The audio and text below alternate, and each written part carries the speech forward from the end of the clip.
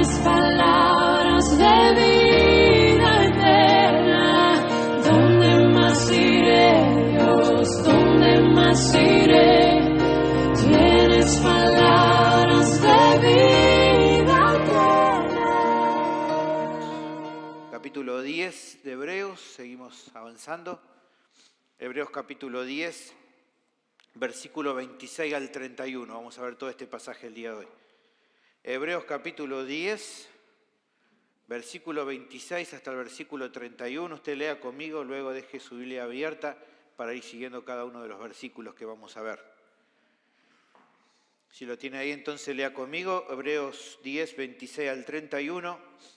Dice la palabra del Señor: porque si pecaremos voluntariamente después de haber recibido el conocimiento de la verdad, ya no queda más sacrificio por los pecados, sino una horrenda expectación de juicio y de hervor de fuego que ha de devorar a los adversarios.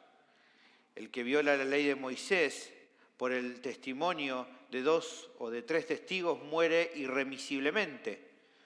¿Cuánto mayor castigo pensáis que merecerá el que pisoteare al Hijo de Dios y que tuviere por inmundo la sangre del pacto en la cual fue santificado e hiciera afrenta al Espíritu de gracia? Pues conocemos al que dijo: mía es la venganza, yo daré el pago, dice el Señor.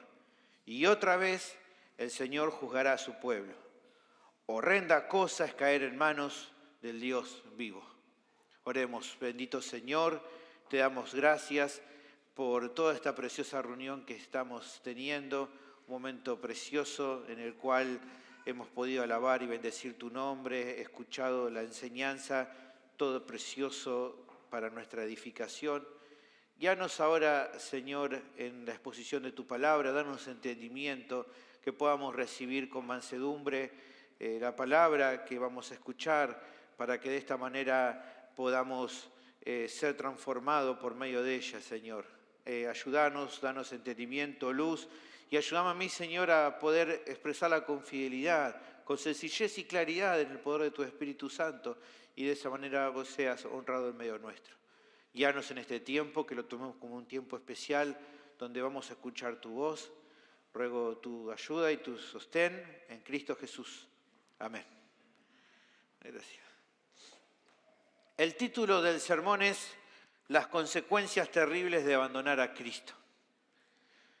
Una de las primeras enseñanzas que me dieron cuando comencé a manejar un auto y que tengo siempre presente, o intento tener siempre presente, es la siguiente. Alguien me dijo una vez: en lo posible, Sergio, no solo seas cuidadosa de tus maniobras al manejar, sino también la de los demás. O sea, que tenga cuidado no solo por mi forma de conducir, sino por lo que otras personas u otros conductores pueden llegar a hacer cuando los cruce. ¿Por qué me parece tan valioso este consejo? Bueno, porque creo que casi todos los días nos encontramos con gente temeraria en la calle, con conductores a veces temerarios. ¿Quiénes entran bajo esta descripción? Bueno, por ejemplo, personas que manejan a muy alta velocidad por zona donde no corresponde, ¿no? Una calle de barrio, ¿no? Pasan 120, ¿no? Por la callecita que vos decís que no debería ir a eso, ¿no? Te conoce los motociclistas que le da lo mismo rojo, verde, amarillo, ¿no? Ellos pasan igual. Y pasan, ¿no? En rojo el semáforo. Ni hablar, hablamos de conductores y transeúntes, ¿no? Que cruzan distraídos mirando el celular y ni mira cuando cruzan por la calle. Y bueno, y así otros ejemplos más también que se te puede ocurrir. Son todo un gran abanico que siempre me hace tener presente esta advertencia. Sergio, acordate que no tenés que mirar por vos solo, sino a veces también por cómo otros se conducen en la calle, ¿no? Ahora, lo que me surge a veces cuando estoy ante esta situación, ¿no? Cuando me pasa alguien así en rojo, cuando alguien te cruza así a toda velocidad, es una pregunta. Uno se pone a pensar, ¿por qué una persona se arriesga tanto? ¿Por qué lo hace? A ver, entiendo que hay ocasiones que en la prisa o la urgencia hace que alguien tenga que asumir ciertos riesgos. A veces uno se da cuenta, ¿no? una persona pasando así mucha velocidad, sacando el pañuelito, uno sabe que es una emergencia y uno entiende, ¿no? Cuando pasan semáforos en rojo, van a mucha velocidad. O en otros casos, no sé, diferentes que a veces hay urgencia y bueno, la gente asume riesgo. Pero, ¿por qué? Mi pregunta más bien viene, ¿por qué alguien hace del peligro una forma de vida cuando maneja? Que no, ya no se trata de urgencia. Todo el tiempo parece que es urgencia porque todo el tiempo es un peligro manejando. ¿Por qué? ¿Por qué decidir andar así por la vida, uno dice, esas personas? Bueno, creo que las respuestas a esta pregunta pueden ser variadas, pero hay un factor que muy seguramente esta clase de personas no tiene en cuenta. ¿Cuál es? El considerar las consecuencias terribles que sus acciones riesgosas al volante pueden llegar a ocasionar para ellos, para otros, para sus seres queridos, para todo el mundo. No evalúan las consecuencias. ¿No? Usted sabe, esa persona perdió la noción de lo que está haciendo, ¿no? No se da cuenta de que puede haber muchas consecuencias por su forma de manejar. Ahora, ¿por qué menciono esto al comenzar este sermón? Bueno, porque salvando la distancia entre un asunto y el que vamos a ver, hay algunos puntos de encuentro en lo que vamos a ver. Como sabemos, por el contexto de la carta, había personas que formaban parte de la congregación que se habían alejado de la comunidad, ya no estaban allí, cediendo a las presiones de la persecución que habían estado afrontando, ya se habían ido. Los que todavía permanecían, como vimos la semana pasada, estaban muy afectados por esto. Probablemente fue una de las cosas que más los afectaron en su ánimo. Al punto tal estaban así, que algunos estaban considerando seguir el ejemplo de los que ya se habían apartado y también se empezaron a deslizar, imitando de a poco el mismo tipo de pecado de los que ya no estaban. Había algunos que estaban así. Ahora, ante esta situación límite, el autor de la carta ve necesario hacer la advertencia que tenemos en esta sección, que creo que es una de las más fuertes de toda la epístola. Es un pasaje con mucha advertencia, como vamos a ver, con palabras muy fuertes, y creo que es necesario. ¿Y cuál es la argumentación que da? Bueno, algo de lo que recién te comentaba, que si bien entregarse a la tentación de abandonar la fe podía, si cedían a eso y decidían hacer lo que se sentían tentados, podía darles cierto alivio momentáneo, no estaban considerando que eso no los iba a librar de las consecuencias terribles que tal decisión iba a traer aparejado. Estaban olvidando de un tema muy central en cuanto a eso. Porque dejar la comunión con otros cristianos y volverse, en el contexto de ello, ¿no?, al judaísmo que antes profesaban, un judaísmo que rechazaba el mensaje del Evangelio a Cristo, no era simplemente como cambiarme una camiseta y ponerme otra que es parecida. Hacer eso era despreciar al Hijo de Dios. Y tristemente, en ningún momento debemos olvidar que existen terribles consecuencias por abandonar a Cristo. No podemos decir que no. Pero hay un elemento adicional que se agrega en todo este asunto y que el autor de la carta empezó a plantear. ¿Se acuerda que dijimos? El autor generalmente va empezando a tirar un tema que luego va a empezar a tratar y a desarrollar un poco más. Y ella viene hablando sobre algo. ¿Se acuerdan? La realidad de que, dijo él anteriormente, aquel día se acerca. ¿Qué quería decir esto? Bueno, que se aproxima el momento cuando el Señor regrese. Dice, Él se acerca ese día, se acerca el momento que el Señor regrese. Por lo tanto, entonces, si esto es así, la exhortación que le está dando aquí cobra muchísimo más sentido. Si se acerca el día de su retorno, más debemos entonces vigilar la manera en la que tenemos que andar. Como hace un rato hablaba Cristian, tenemos que prestar más temor a la manera en la que debemos andar, considerando que el día del Señor se acerca. Y para ilustrar esto, vuelvo a mi ejemplo que te mencionaba en la introducción, de la gente temeraria que maneja sin considerar y que hace un montón de cuestiones que uno dice, ¿cómo asumen este riesgo? ¿Cuál sería y cómo ilustraría por medio de esto a mi ejemplo? Bueno, piense esto, si un conductor temerario sabría con anticipación que al cruzar el próximo semáforo en rojo que va a cruzar, se va a encontrar de frente con un camión de doble acoplado de 120 kilómetros por hora, ¿no pensaría con más atención las consecuencias? ¿No aceptaría ese conductor temerario que en ese momento lo más sabio es frenar? Si ya supiera lo que va a pasar. De la misma forma, en este pasaje se hace una advertencia de algo que va a pasar. ¿Para qué? Para que estos creyentes teman y no cedan a la tentación de querer abandonar la fe. Que reflexionen bien acerca de las decisiones que estaban pensando tomar. Incluso anticipando ahora un hecho seguro, aquí no estamos hablando de un camión que está viniendo, sino de la proximidad del regreso del Señor, que hace entonces que los deseos pecaminosos de abandonar la fe sean un peligro aún mayor. Porque este evento va a acontecer. Yo no sé cuándo alguien cruzando un semáforo rojo se va a encontrar justo con un camión. Yo no lo sé, usted tampoco lo sabe. Pero sí sabemos a ciencia cierta que el día del Señor se acerca. En eso tenemos completa seguridad.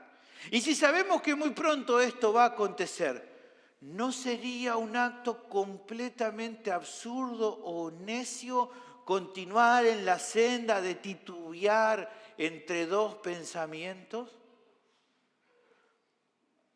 Siendo entonces este el caso, pienso que no hay mayor acto de bondad que poder advertirle a alguien que se está desviando acerca del riesgo que está corriendo, tal como el autor de la carta hace en este pasaje con su audiencia original. Pienso que a la luz de que los tiempos no cambian y que la lucha por abandonar la fe siempre está presente como en aquel tiempo y hoy también, pienso que haremos muy bien en prestar atención a la exhortación de este pasaje, aunque sea un pasaje duro, aunque sea un pasaje terrible lo que vamos a ver, para tener temor de Dios y así guardar nuestras vidas de las consecuencias terribles que pueden acontecer a quien abandona a Cristo. Por eso te animo a que puedas prestarme atención. El tema del sermón es el siguiente. Ante el inminente regreso de Cristo debemos temer respecto a las consecuencias terribles de abandonar la fe. ¿Cuáles son esas consecuencias? El pasaje presenta dos de ellas. ¿Me van siguiendo? ¿Estamos bien? Vamos a ver entonces la primera de estas consecuencias terribles. La tenemos en el versículo 26, 27 y también en el 30, 31. La primera consecuencia terrible es la pérdida de la única esperanza de salvación posible junto con un terrible juicio final. Esta es la primera consecuencia terrible, la pérdida de la única esperanza de salvación posible junto con un terrible juicio final. El pasaje comienza presentando, como vamos a ver, el asunto central de todo lo que se va a tratar. Versículo 26, leamos de vuelta, dice: porque si pecaremos voluntariamente después de haber recibido el conocimiento de la verdad. Aquí hay una declaración.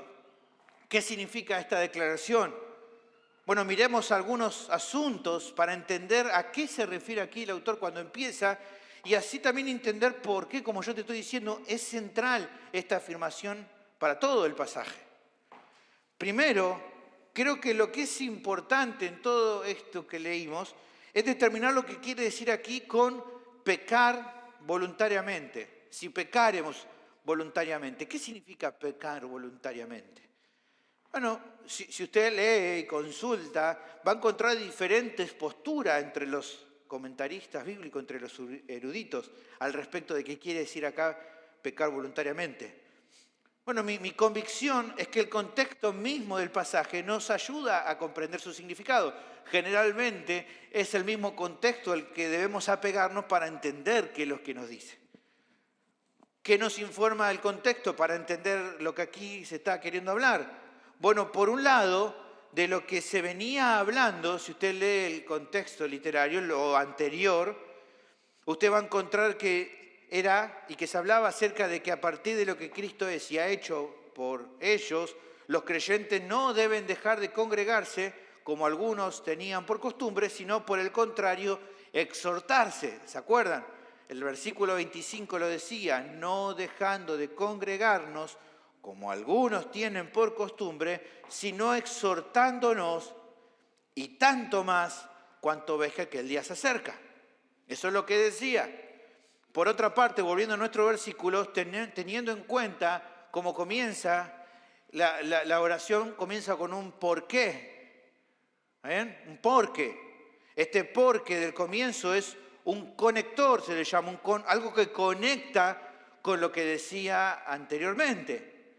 Entonces, pensando en lo que venía diciendo y pensando en este conector, podemos afirmar que el pecado en particular del que se está tratando es respecto al hecho de abandonar la comunidad cristiana, de ahí no dejando de congregarnos, que era producto en definitiva de la decisión pecaminosa de apartarse de la fe.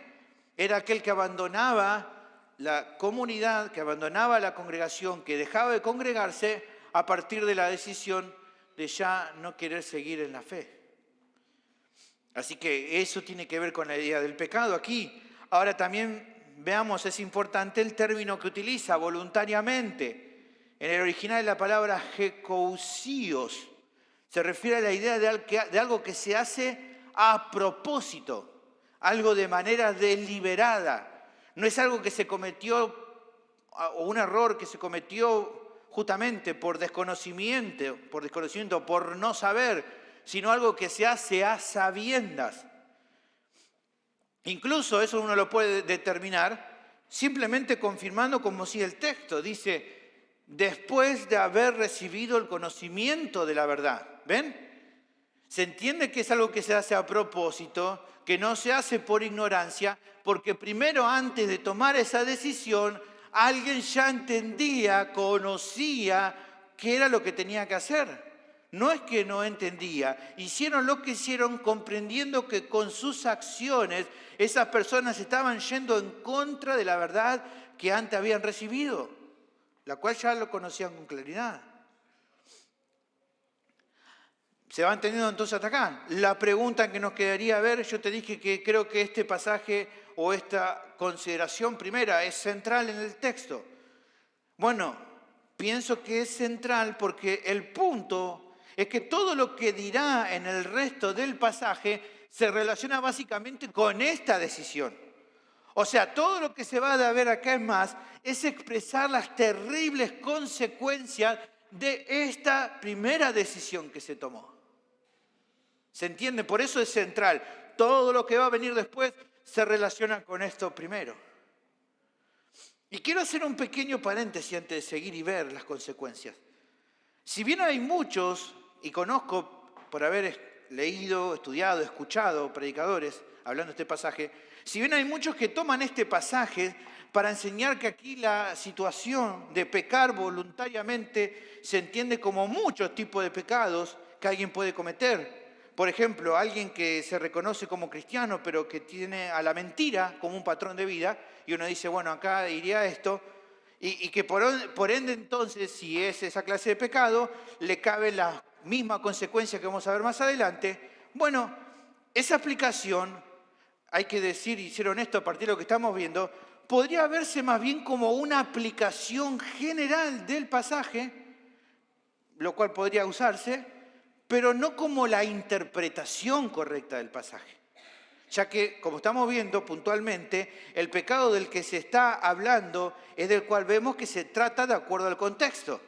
Podemos utilizar, decir, bueno, pero esto de pecar voluntariamente no lo podríamos poner para la lucha con la mentira, para la lucha con la ira y que eso trae consecuencias. Sí, podríamos hacerlo, pero como una aplicación general, pero no como interpretarlo así. El autor no está hablando de toda clase de pecados aquí, sino en particular, como vimos, de acuerdo al contexto, de la decisión pecaminosa de abandonar la comunión con otros creyentes a causa de apartarse de la fe. Entonces, hago este paréntesis para que nos enfoquemos a ver cuál es la clase de pecado que él está tratando. Ahora, luego de revisar esto, y cierro paréntesis, consideremos cómo el autor de la carta entonces empieza a desarrollar la continuación, algunas de las consecuencias de tomar la decisión que acaba de mencionar. Dice primeramente, una vez que dice, porque si pecaron voluntariamente después recibido el conocimiento de la verdad, dice ahora, ya no queda más sacrificio por los pecados, sino una horrenda expectación de juicio y de hervor de fuego que ha de devorar a los adversarios. Lo primero que se plantea entonces es una condición horrible para una persona que se aparta de la fe de una forma deliberada y voluntaria. Dice el texto, ya no queda sacrificio alguno que se pueda hacer por sus pecados. ¿Por qué no? Porque está despreciando el único medio, el único sacrificio que lo puede salvar, que es el sacrificio de Cristo. Ya él lo ha dicho un poquito más atrás, en capítulo 10, versículo 10, dice, en esta voluntad somos santificados mediante la ofrenda del cuerpo de Jesucristo. ¿Ven? Hecho una vez y para siempre, mediante el sacrificio de Cristo.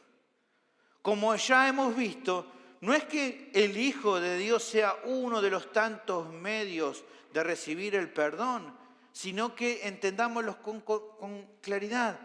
Él es el único medio posible. No hay otro, no existe otro. Es solo a través de la ofrenda del cuerpo de Jesucristo. Otros medios que a los hombres les parezcan buenos no poseen la eficacia para lograr la remisión, o sea, el perdón de los pecados. Y esto también ya el autor lo ha mostrado. Solo para ver un ejemplo, podemos notar la no eficacia de los sacrificios de animales, como muchos judíos pensaban. En capítulo 10, versículo 4, él fue claro y dijo, porque la sangre de los toros y de los machos cabríos no pueden quitar los pecados. No son un medio para tratar con nuestro corazón. Eso solamente se puede ser tratado por medio del sacrificio de la sangre de Cristo. Solo la sangre de Cristo puede hacer eso. Por eso ningún otro medio sirve. Así que cuando alguien abandona la fe, no le queda ninguna ofrenda que pueda ofrecerse para el perdón y la limpieza de su pecado. Ahora, ¿qué es lo que le espera a esa persona? Dice nuestro texto que en cambio lo que le queda, dice a continuación el pasaje, es una horrenda expectación de juicio y de hervor de fuego que ha de devorar a los adversarios. Es tremendo, las expresiones aquí utilizadas son fuertes, pero creo que es necesario revisarlas para comprender con exactitud lo que se está explicando. Se habla acerca de una expectación, o sea, de una espera de algo que se va a recibir, lo cual se indica a esta expectación como algo, dice el texto, algo horrendo. Cuando habla aquí de horrendo, habla de algo terrorífico, de algo espantoso. Ahora, ¿qué es aquello horrible que se espera recibir? ¿Qué dice el pasaje? ¿Un qué? Un juicio. Eso es la expectación horrible, de un juicio. Un juicio que no será como el juicio del creyente fiel que por los méritos de Cristo recibirá una recompensa, como nos dice, por ejemplo, Colosenses 3:24, sabiendo que del Señor recibiréis la recompensa de la herencia, porque a Cristo el Señor servís. Eso es en el caso de los creyentes. Pero aquí no habrá esa clase de recompensa, de retribución buena. La única retribución en el caso de este juicio mencionado en nuestro pasaje de Hebreos será un castigo, será la condenación. En ese juicio no habrá nada agradable para los que sean juzgados. Por eso entonces, si no hay nada agradable para esperar por parte de los que serán juzgados, la espera para ese momento no es alegre o gozosa, sino una espera horrible. Para entender esto, esto es como similar a un preso, alguien que está encarcelado, que sabe que tiene todas las pruebas en su contra y que comprende que la sentencia que va a recibir va a ser la peor de todas. Su expectación, la de este preso para el juicio final, no es la de aguardar una mínima chance de que la sentencia le sea favorable. ¿Por qué? Porque sabe que no va a haber chance.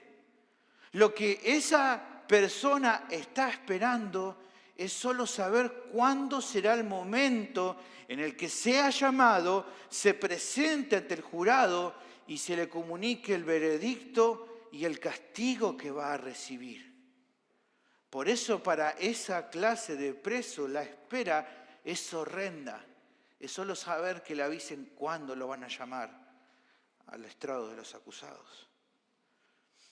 Bueno, lo que el autor explica acerca de lo que estamos viendo es que así están viviendo aquellos que en rebeldía se han alejado de la fe, aunque se den cuenta o no de que están en esta situación. Finalmente, lo que el texto también indica es acerca de cuál será el ambiente de este juicio. Dice que será un hervor de fuego que devora a los adversarios. El autor aquí pareciera hacer una alusión a una cita del Antiguo Testamento, que es Isaías capítulo 26, versículo 11. En ese pasaje se encuentra un contraste entre los justos que andan en los caminos de Dios y anhelan su presencia, por ejemplo, capítulo 26, versículo 2 al 4, a diferencia de los malvados que siguen obrando mal, a pesar de la gracia de Dios que ha mostrado sobre ellos, en capítulo 26, versículo 10. Los primeros, los justos, son guardados por Él y por lo tanto aguardan a que el Señor juzgue al mundo. Capítulo 26, versículo 8, habla de los justos y dice aquí el profeta Jeremías, también en el camino de tus juicios, oh Jehová, te hemos esperado. Estos son los justos. Tu nombre y tu memoria son el deseo de nuestra alma. Pero en cambio, para los malos, para los injustos, ellos forman parte de los enemigos de Dios, a quienes les está reservado el fuego. Así dice capítulo 26, versículo 11. Dice aquí nuevamente, hablando de los malos, Jehová, tu mano está alzada, pero ellos no ven. Verán el fin y se avergonzarán los que envidian a tu pueblo, y a tus enemigos fuego los consumirá. Es sobre esta afirmación del capítulo 26, versículo 11, de la cual considero que hace eco aquí nuestro autor, para resaltar que es adecuado que el hervor de fuego caiga sobre aquellos que abandonan la fe. ¿Por qué es adecuado? Porque ellos son incluidos en el mismo grupo que todos aquellos que nunca aceptaron el mensaje de salvación. Para que se entiendan, los apóstatas, aquellos que abandonan la fe, son tan enemigos de Dios como los que nunca aceptaron la verdad del Evangelio y que por ende entonces todos pasarán por el mismo juicio final. Porque en esto déjame decirte que no hay medias tintas. O se está en la vereda de los salvados o en la de los no salvos que están en la horrible expectación del juicio de Dios cuando Cristo regrese. No hay caminos intermedios. No hay. No existe. O se es familia de Dios, o si es amigo de Dios por medio de la obra de Cristo, o se es su enemigo. Tristemente. Ahora, para darle mayor refuerzo a sus argumentos, al final del pasaje vamos a saltar a los últimos versículos, el autor presenta algunas menciones específicas del Antiguo Testamento y en eso nos vamos a avanzar a continuación. ¿Por qué presenta estas advertencias o estas menciones?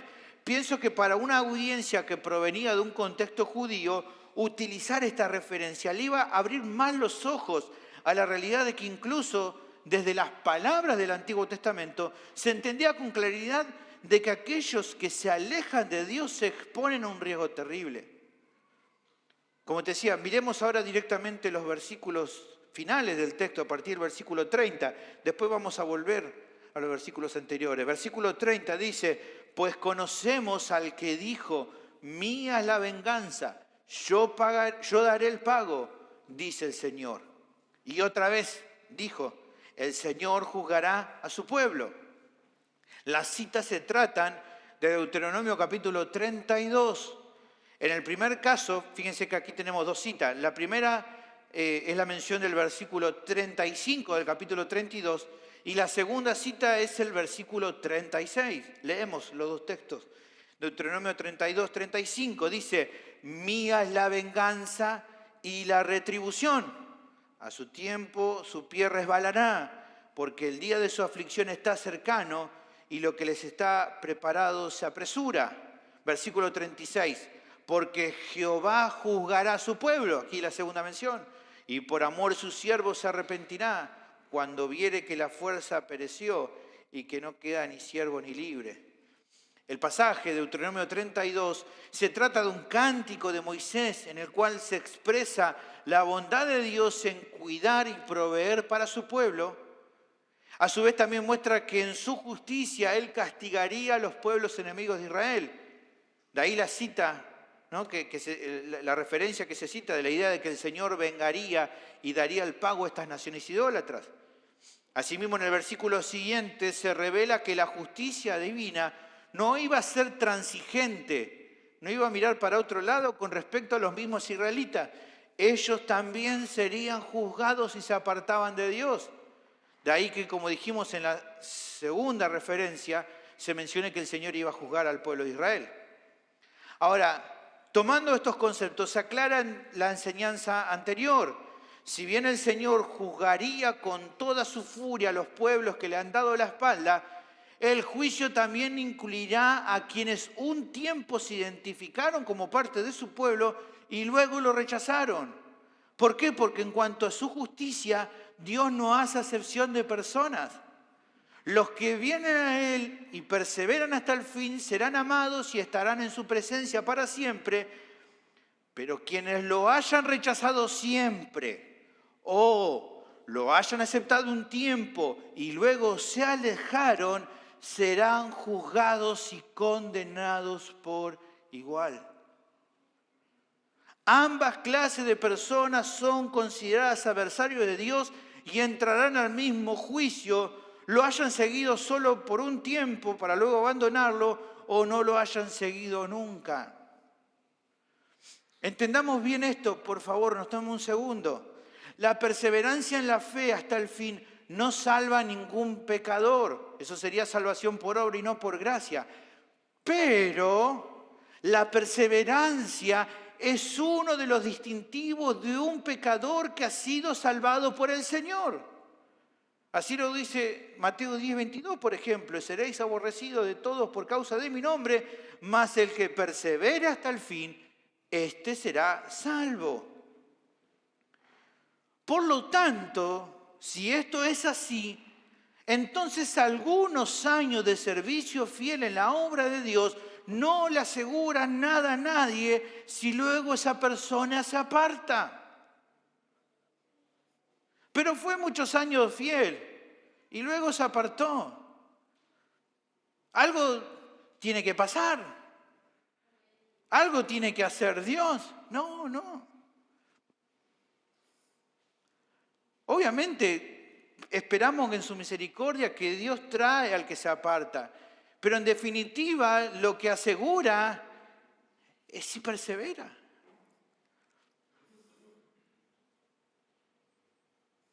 No un tiempo, hasta el fin.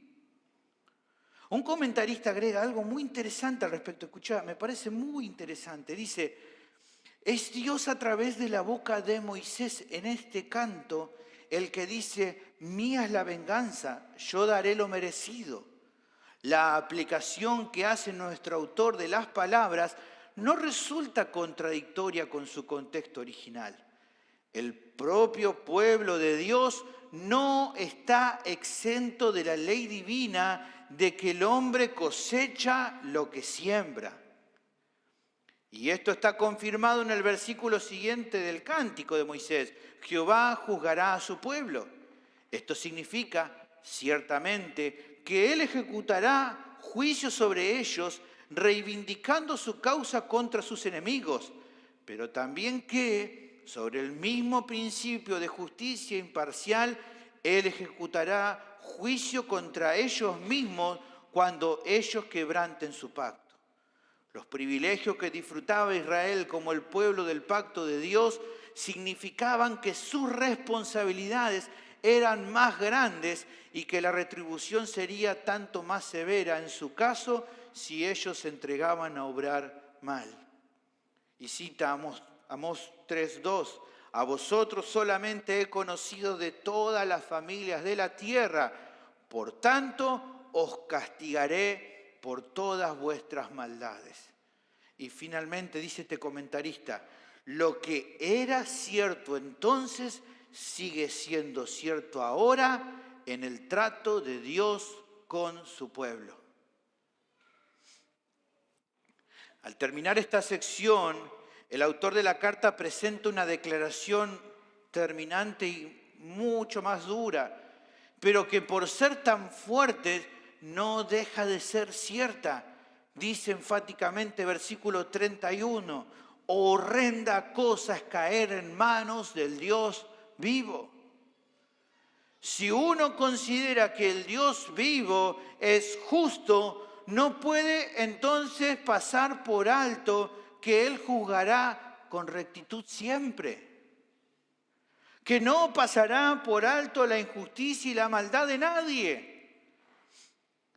Y a eso es probable que a alguien se le genere una duda. Pero entonces, pastor, ¿cómo hizo para aceptarnos? Si Él es tan justo. Bueno, sabemos que no fue en base a nuestros propios méritos. Nadie se logra salvar por sus obras, porque las Escrituras son enfáticas en demostrar que ninguno de nosotros la obedece perfectamente. La única respuesta es que somos perdonados y por lo tanto salvados de la ira de Dios solo por medio del sacrificio de Cristo. En Romanos capítulo 3, versículo 21 al 24, Pablo dice, pero ahora, aparte de la ley, aparte de la obediencia a los mandamientos de Dios, se ha manifestado la justicia de Dios, testificada por la ley y por los profetas, la justicia de Dios por medio de la fe en Jesucristo, para todos los que creen en Él. Porque no hay diferencia. Por cuanto todos pecaron y están destituidos de la gloria de Dios, siendo justificados gratuitamente por su gracia, mediante la redención que es en Cristo Jesús. Fue su sangre preciosa la que lavó todas nuestras manchas, como vimos en capítulo 9, versículo 14, ¿se acuerdan? ¿Cuánto más la sangre de Cristo, el cual mediante el Espíritu Eterno se ofreció a sí mismo sin mancha a Dios, limpiará vuestras conciencias de obras muertas para que sirváis al Dios vivo? Fue esa misma sangre el medio por el cual hemos sido completamente perdonados, capítulo 9, versículo 15. Así que por eso es mediador de un nuevo pacto, para que interviniendo muerte para la remisión, o sea, para el perdón de las transgresiones que había bajo el primer pacto, los llamados reciban la promesa de la herencia eterna. Entonces, para que esto acontezca, para recibir esta salvación, para que el Señor pueda perdonar y no por eso ser injusto, para que eso acontezca, el Hijo tuvo que morir, porque la justicia de Dios debía ser satisfecha, como Pablo termina definiendo en Romanos capítulo 3, versículos 25 y 26. Dice él, a quien, a Jesús, Dios puso como propiciación por medio de la fe en su sangre para manifestar su justicia a causa de haber pasado por alto en su paciencia los pecados pasados. ¿Con qué propósito? Con la mira de manifestar en este tiempo su justicia a fin de que Él sea justo y el que justifica el que es de la fe de Jesús. Solo así es que Él puede perdonarnos sin dejar de ser injusto. Porque alguien pagó porque alguien fue quebrantado en nuestro lugar. El castigo que nosotros merecíamos, otro lo cargó por nosotros, alguien perfecto, nuestro Señor Jesús. Ahora, habiendo dejado claro esto, aquí está el meollo del asunto. Quien se aparta de la fe se queda sin el único medio para ser salvo. Si solamente es por medio del Hijo, dejar al Hijo es dejar el único medio. Por lo tanto, quien hace esto, la condición de esa persona sigue siendo la de la indignidad y culpabilidad delante de la santidad y justicia de Dios. Sigue estando entonces igual que antes. Dios no es su Padre porque despreciaron a su Hijo y por lo tanto Dios sigue siendo su juez, el cual derramará toda su ira justa sobre ellos. Ahora, considerando que lo que le pasó al pueblo de Israel cuando se alejaron de la verdad fue que Dios los destruyó, ¿qué pensamos que pasará con aquellos que abandonan la fe? Se exponen al mismo castigo. Así que entonces, lo que dice en este versículo 31, es el autor de la carta no teniendo pelos en la lengua para expresar lo que dijo y que podría leerse así. Dice algo así, mira, gente, reflexionen, consideren, lo peor que le pueden pasar es abandonar la fe, porque van a caer en manos del Dios vivo, que de acuerdo con su justicia les va a caer con todo el peso de su ley. Sería horrendo que les pase eso. No quieran eso para sus vidas, por favor.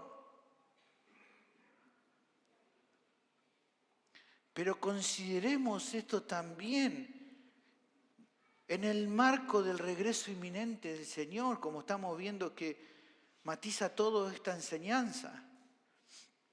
Hoy por hoy, si bien los incrédulos que están vivos se encuentran bajo la ira de Dios, disfrutan así todo hoy de su paciencia y bondad, debido a que Él no quiere que se pierdan, sino que procedan al arrepentimiento, como dice 2 de Pedro capítulo 3, versículo 9. Pero un día eso se va a acabar. El Señor volverá y la benignidad actual que Él tiene hacia los que la rechazan se acabará por completo.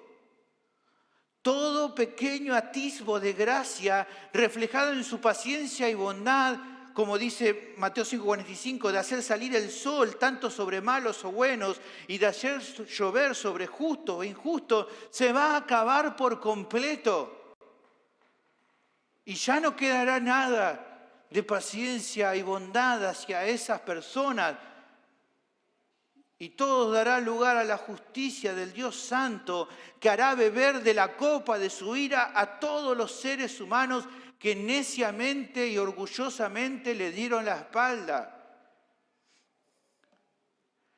El asunto es, ¿qué pasará con todos los que un día dijeron creer en Él, pero luego con sus actos le negaron? Van a correr con la misma suerte. No podrán escapar del mismo juicio que le espera al mundo entero.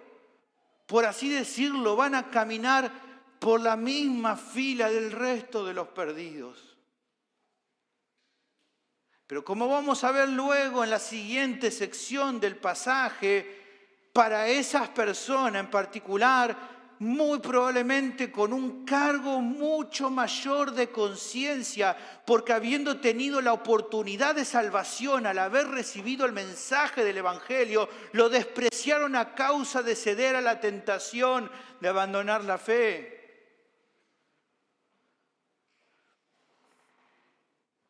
Un comentarista afirma lo siguiente, muy interesante, dice: Dios mismo se hace responsable de juzgar a quienes han despreciado el Evangelio y abandonado la comunidad de fe. Caer en las manos de Dios habla tanto del asombroso poder de Dios como de la desamparada situación de los receptores del juicio. Y finalmente este comentarista dice: no hay escapatoria para quienes han rechazado la gracia del Dios viviente. En todas estas cuestiones, entonces, nos encontramos con la primera consecuencia terrible de abandonar la fe que debemos temer, y mucho más ante el inminente regreso de Cristo. Se pierde la única esperanza posible de salvación, aguardando un terrible juicio final. Lo que queda por considerar en cuanto a esta sección es cuál es la intención del autor para con audiencia original al explicarles todo esto. Bueno, está claro nomás que no se trata simplemente de informarles a ellos de lo que va a acontecer con los que se han ido. No tendría sentido solamente decirles esto. El punto es llamar la atención de los que todavía están ahí, que están escuchando y que están perseverando, pero que estaban luchando con la tentación de abandonar. Que probablemente, muy probablemente, porque entendemos por el contexto que está pasando, miraban la vida de aquellos que ya se habían ido, y es probable que mirándolos así, simplemente lo que estaban pasando, pensaban de que estaban mucho mejor. Es probable que notaran en esas personas que se habían ido que las aflicciones por ser fieles a Cristo y al Evangelio, claro, ya habían empezado a disminuir. Incluso sabía que estas personas muy probablemente ya habían sido aceptados de nuevo en sus familias judías y en las sinagogas, lo cual le repercutía en una mejora importante en su bienestar social, económico, emocional. Ante esto, puede ser que muchos que todavía estaban siendo fieles a Cristo se planteaban seguir ese mismo ejemplo, lo veían mejor y decían, ¿por qué yo no puedo también eso? Bueno, esta sección que vimos tenía mucho para decir al respecto, como también tiene mucho para decirnos a nosotros.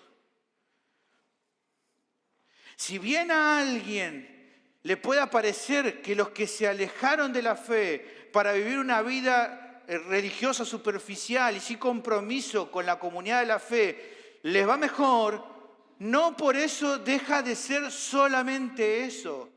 Es solo, entenderlo bien, una apariencia de que están mejor. No es más que eso. Parece que está mejor. Bueno, solo parece. Porque en realidad no están mejor. La realidad de las cosas es que toda una mentira. No van a estar bien. Quizás momentáneamente están bien, pero vimos cuáles son las consecuencias que les espera por su decisión.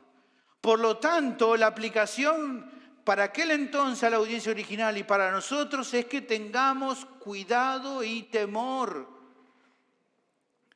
No se puede desertar, no hay espacio para abandonar la fila de la fe, no hay razón que justifique una decisión así.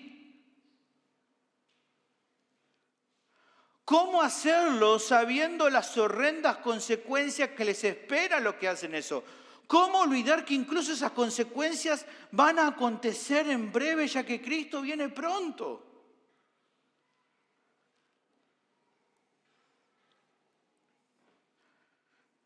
La siguiente consecuencia horrible, aquellos que abandonan la fe, es un castigo final mayor a causa de despreciar al Hijo y blasfemar contra el Espíritu Santo. Solo tenemos versículos 28 y 29. El texto también presenta otro argumento más con el que buscaba generar alerta y temor reverente en los corazones de los oyentes de la carta. Versículo 28 dice, el que viola la ley de Moisés por el testimonio de 2 o 3 testigos muere irremisiblemente. ¿Cuánto mayor castigo pensáis que merecerá el que pisoteara al Hijo de Dios y tuviere por inmunda la sangre del pacto en la cual fue santificado e hiciera afrenta al Espíritu de gracia? El autor utiliza aquí un método de comparación, ya lo hemos visto que él utiliza un montón de ocasiones en la carta, y lo hace para demostrar cuán grave es pecar deliberadamente alejándose de la fe.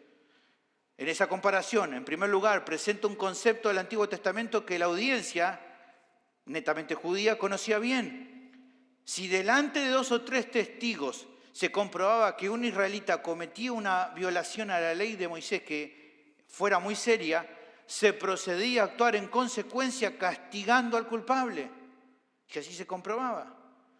Por ejemplo, Deuteronomio 17:6, por dicho de 2 o 3 testigos morirá el que hubiere de morir, no morirá por el dicho de un solo testigo. Capítulo 19, versículo 15, no se tomará en cuenta un solo testigo contra ninguno en cualquier delito ni en cualquier pecado, en relación con cualquier ofensa cometida. Solo por el testimonio de 2 o 3 testigos se mantendrá la acusación.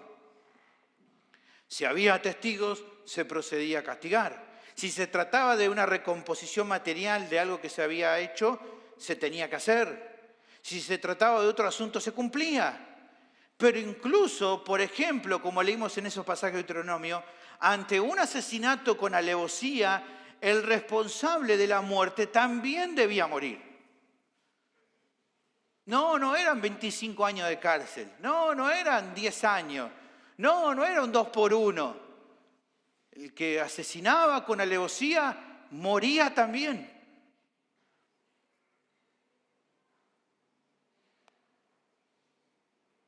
Y como agrega el texto, el culpable, dice el autor, moría irremisiblemente. ¿Qué significa irremisiblemente? Es sin misericordia. No había compasión para esa persona. Eso es irremisiblemente. Sin perdón, sin misericordia. Sus actos requerían una retribución acorde a la falta cometida. Y todo esto no era una cuestión de filosofías o pensamiento de aquella época. No, bueno, porque aquella época era más duro. No, y los derechos humanos. No, se hacía esto porque esto era lo justo y lo correcto.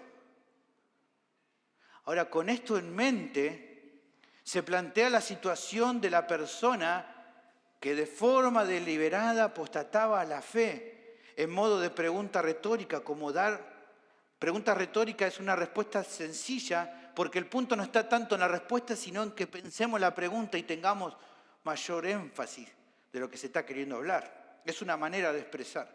Volvamos a leer. El que viola la ley de Moisés, por el testimonio de 2 o 3 testigos, muere sin piedad, irremisiblemente. Pregunta ahora, ¿cuánto mayor castigo pensáis que merecerá el que pisoteare al Hijo de Dios y tuviere por inmunda la sangre del pacto en la cual fue santificado e hiciera afrenta al Espíritu de gracia?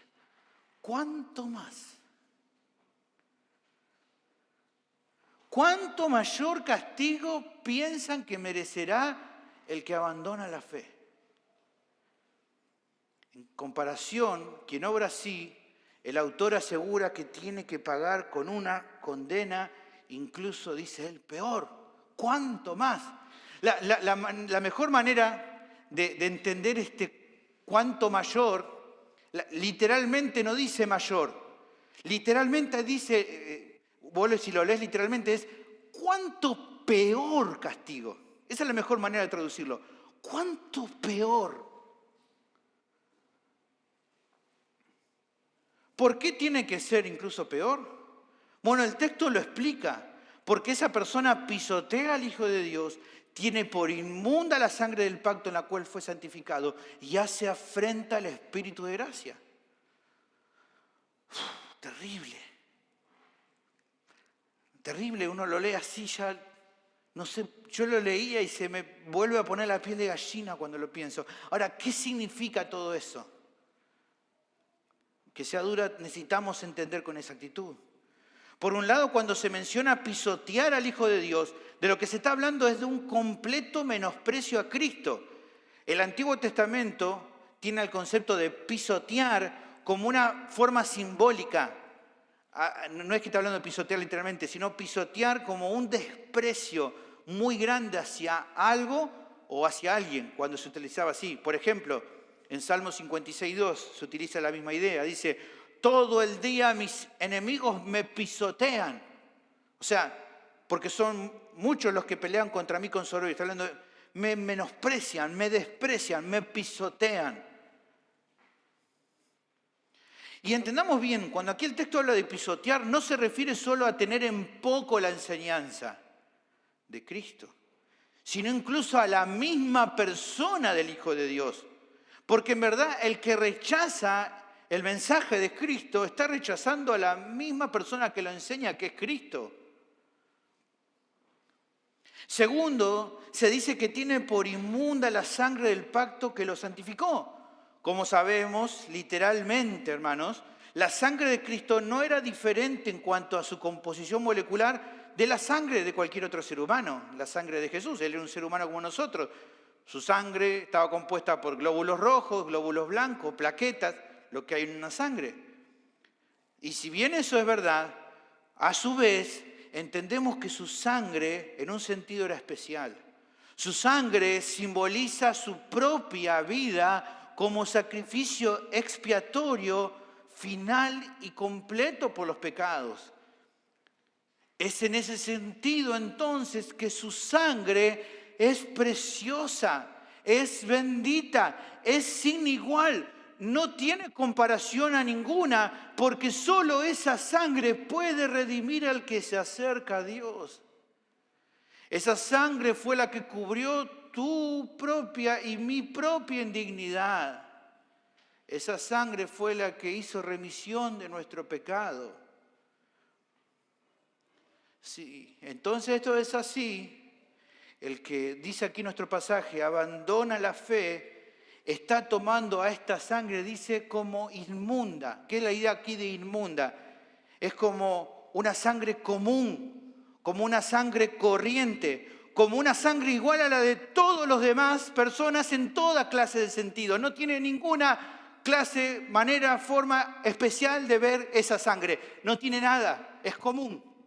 Eso es inmundo. La tiene como común. La tiene a la sangre de Cristo como poca cosa. No la tiene como preciosa. No la tiene como aquella preciosa sangre que lo lavó. No es nada para esa persona la sangre de Cristo. ¿Qué demuestra con eso esa persona? Que esa sangre nunca lo santificó de verdad. Que como al pueblo de Israel en el desierto, lo sirvió como para disfrutar de ciertas bendiciones temporales.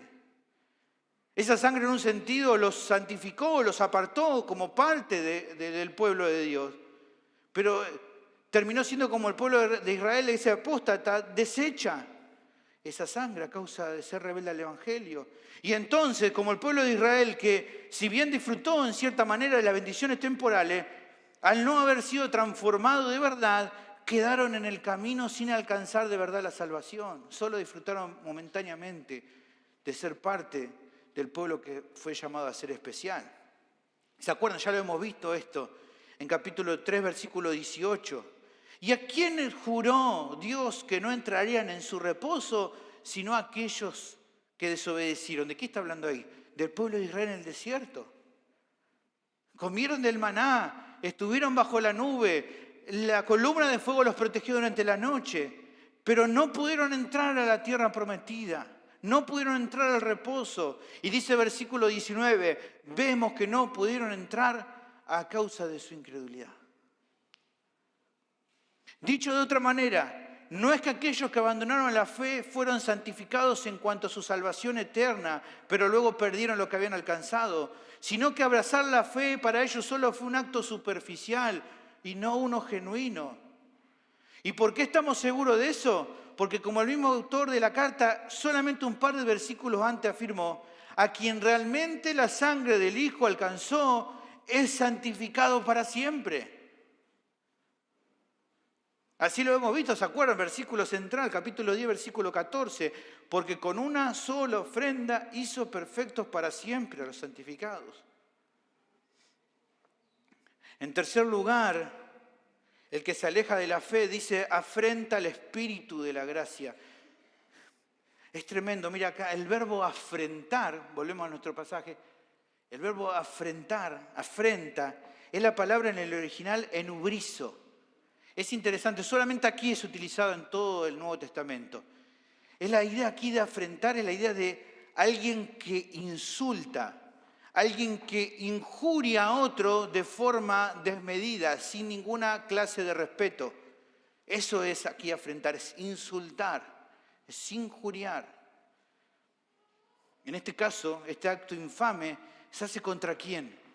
Contra el Espíritu Santo, que aquí es identificado como Espíritu de gracia, el cual es llamado así en esta parte, mostrado un marcado contraste entre la actitud bondadosa de la tercera persona de la Trinidad, llamando con amor al pecador al arrepentimiento, y la respuesta del apóstata que sin tapujo le rechaza, despreciándolo de manera tan grande el amor de Dios por él. El Espíritu lo llama en amor y el apóstata lo injuria, lo blasfema contra ese Espíritu que tan amorosamente lo llamó. Un pastor antiguo explica de una forma resumida, me parece muy buena lectura, es un poquito largo, pero escuchá. Explica de una forma resumida estas tres actitudes aberrantes dirigidas hacia el Hijo y hacia el Espíritu Santo de aquel que abandona la fe. Dice, ¿qué es lo que hace el pecador? Él pisotea a este Hijo de Dios. Pisotear es lo que hacemos cuando queremos sacarnos de encima algún insecto molesto. Así como el pecador figuradamente toma al Hijo de Dios y lo pisotea contra el suelo. Jesús derramó su preciosa sangre y pagó el precio del supremo sacrificio.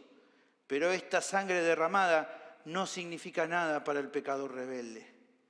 Él considera que la sangre de Cristo es igual a la sangre de cualquier otro ser humano y que la muerte de Jesús es como la muerte de cualquier otro mortal. Él considera a Jesús como mero hombre cuya muerte no tiene significado y cuya obra redentora carece de valor. El pecador además insulta también intencionalmente a la persona del Espíritu Santo. En su conducta, el pecador refleja el marcado contraste entre los insultos proferidos contra el Espíritu Santo en comparación con la gracia concedida por el Espíritu Santo. El autor de la carta no ha podido ser más claro, creo, en expresar la actitud tan horrenda de una persona que durante un tiempo abrazó la fe pero luego se apartó. A una persona así entonces, como indica en la pregunta que se hizo en esta sección, les cabe un castigo mucho mayor que alguien que nunca escuchó o que escuchó pero que de plano siempre rechazó el Evangelio. Esta es entonces la segunda consecuencia terrible de abandonar la fe que el texto presenta y que debemos temer mucho más ante el inminente regreso de Cristo. Un castigo final mayor y peor, podríamos decir también, a causa de despreciar al Hijo y blasfemar contra el Espíritu Santo. Como si no fuera poco, como estuvimos viendo en la primera sección, el saber que les espera un juicio final a estos falsos creyentes que abandonaron la fe, la enseñanza de este pasaje nos confirma que su condena será incluso mayor que el de otras personas. Y déjame decirte que cuando reflexioné en esta realidad, rápidamente se me vino a la mente las advertencias del Señor Jesús dirigido a las ciudades de Corazín y de Betsaida. ¿Se acuerdan? Mateo capítulo 11, versículo 20. Entonces Jesús comenzó a reconvenir, a reprender a las ciudades en las cuales había hecho muchos de sus milagros porque no se habían arrepentido, diciendo, ¡ay de ti, Corazín! ¡Ay de ti, Betsaida! Porque si en Tiro y en Sidón se hubieran hecho los milagros que han sido hechos en vosotras, tiempo a que se hubieran arrepentido en silicio y en ceniza. Por tanto os digo que en el día del juicio será más tolerable el castigo para Tiro y para Sidón que para vosotras.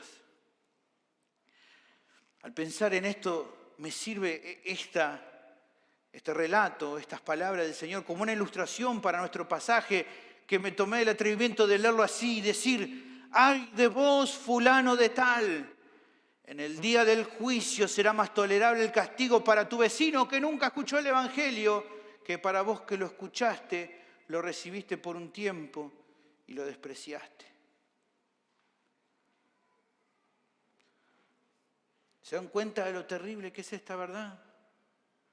No habrá ningún tipo de misericordia al final de los tiempos para el que conoció y luego se apartó de la fe y que no se haya arrepentido a tiempo de eso. Pienso que le cabe la misma declaración que hace el apóstol Pedro en 2 Pedro 2:21 respecto a los falsos maestros, porque en un sentido su actitud es la misma. Le dice el apóstol Pedro a los falsos maestros, pero bien le cabe para todos los que siguen su actitud. Dice 2 Pedro 2:21, porque mejor les hubiera sido no haber conocido el camino de justicia que después de haberlo conocido, volverse atrás del santo mandamiento que les fue dado. Pienso que esta sección final tenía algunas implicancias para la audiencia original que se emparentan mucho a la que nosotros podemos tomar para este tiempo. Pienso por un lado que quizás algunos están oyendo estas verdades y pueden tener alguna duda y se están pensando, pastor, ¿usted está enseñando con todo esto que la salvación se puede perder? ¿No es que los creyentes genuinos perseveran? Y si perseveran, ¿cómo debería tener temor en cuanto a apostatar de la fe? Bueno, como ya dije anteriormente, estoy convencido que los creyentes verdaderos perseveran, no se van a perder. Y que por ende, para esos creyentes verdaderos, las consecuencias que vemos en este pasaje no se relacionan con ellos. Pero entonces, ¿por qué el autor presenta estas advertencias? Bueno, el asunto es que si bien un creyente genuino no se perderá, yo no puedo asegurar a ciencia cierta quién es y quién no es. Porque yo no puedo ver el corazón de nadie que está aquí. Puedo ver algunos frutos, pero no puedo saber quién es un creyente genuino, quién realmente ha sido salvo y quién realmente todavía no es salvo. A su vez, pienso que tampoco es el énfasis del texto resolver este dilema y por lo tanto, detenernos a pensar en eso no aporta la enseñanza del día de hoy. Lo que aquí se busca con este pasaje es otra cosa. Quiere que pensemos que Cristo pronto regresará y que los que se apartaron de la fe o que se aparten de la fe van a recibir las consecuencias terribles que hemos visto, para que entonces, considerando esto, dejemos de vivir, por favor, de una manera superficial, jugando a ser cristianos, sin un compromiso genuino con las cosas de Dios, y que nuestro corazón, en cambio, se genere un temor reverente hacia Él, aferrándonos a Él con todo el corazón. No como un medio para salvarnos, sino como una ratificación segura para nuestras almas de que realmente somos parte de su pueblo. Dejemos de andar livianamente viviendo la vida cristiana y tengamos temor.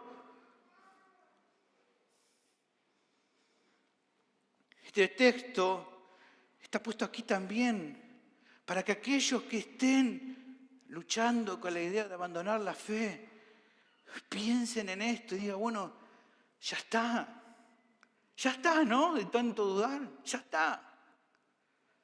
Que rechacen completamente esa idea, se vuelvan en temor a Dios con corazones quebrantados y fervientes, a un arrepentimiento de corazón por haber pensado en querer abandonarlo y les pidan perdón a Dios porque hasta acá no valoraron la salvación que les dio y de las consecuencias terribles de las cuales Él te ha librado. Y para que entonces, al renovar su fidelidad a Dios, ese cristiano pueda dejar de titubear y sin temor decirle al mundo y a sus aflicciones por causa de ser fieles a la fe, mirarlos y decirle, he decidido seguir a Cristo.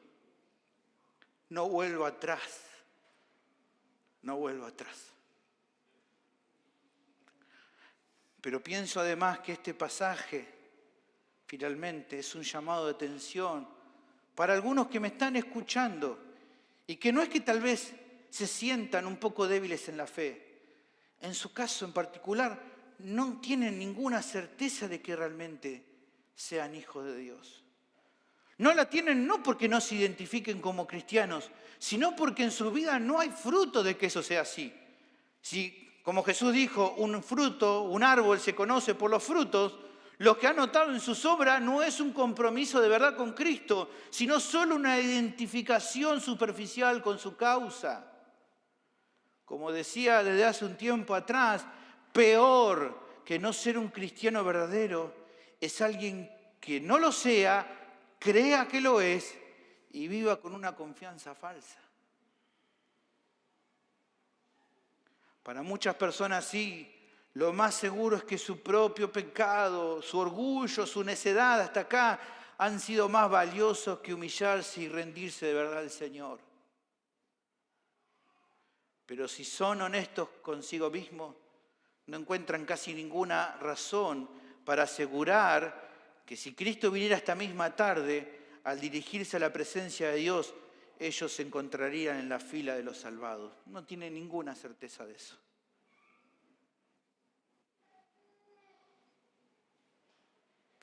Si esta es tu situación, déjame decirte que es muy probable que las consecuencias que hemos visto hoy también te atañen a vos, aunque todavía no te hayas alejado de la fe de manera definitiva.